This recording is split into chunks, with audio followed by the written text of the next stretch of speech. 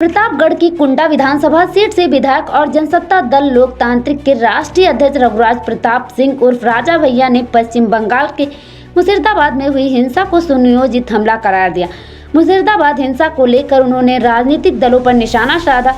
राजा भैया ने social media platform x पर एक पोस्ट कर मुर्शिदाबाद हिंसा पर कड़ी प्रतिक्रिया दी। उन्होंने लिखा कि कह रहीम कैसे निभे केर बेर को संग।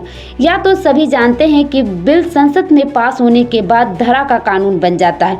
वक्फ बिल के समर्थन और विरोध में देश के सारे राजनीतिक दल और विचारधाराएं दो धड़ों में बटी हुई है।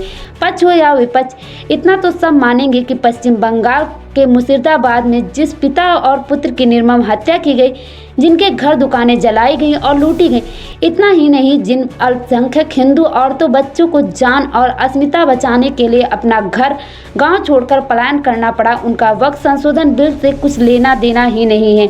वक्फ बिल पास होने में उनकी कोई भूमिका ही नहीं। उन्हें तो यह भी नहीं पता होगा कि आखिर यह वक्फ बिल क्या भला है। उन्होंने आगे लिखा कि आखिर उनका क्या दोष है। वह तो किसी मस्जिद के सामने डीजे भी नहीं बजा रहे थे। वक्फ एक्ट के आड़ में अल्पसंख्यकों को अकारण बिना उकसाए सुनियोजित हिंसा हमला किया। उन्होंने लिखा कि आए दिन इस तरह के हमले झेलना हिंदुओं की नियत बन चुकी है।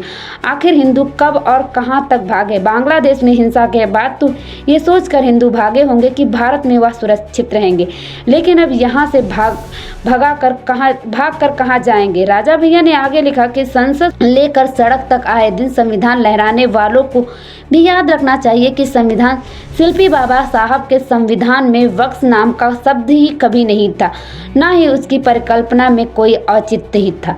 हत्या, लूटपाट और बर्बरता काफिरों के साथ हो रही है। मरने से पहले किसी की जात नहीं पूछी जाती। सबसे बड़ी विडंबना तो यह है कि पिछड़ों और दलितों के तथाकथित स्वयंभू नेताओं की इस पर मुंह खोलने तक की हिम्मत नहीं। बिल तो बस बहाना है, मकसद काफिरों को मिटाना है।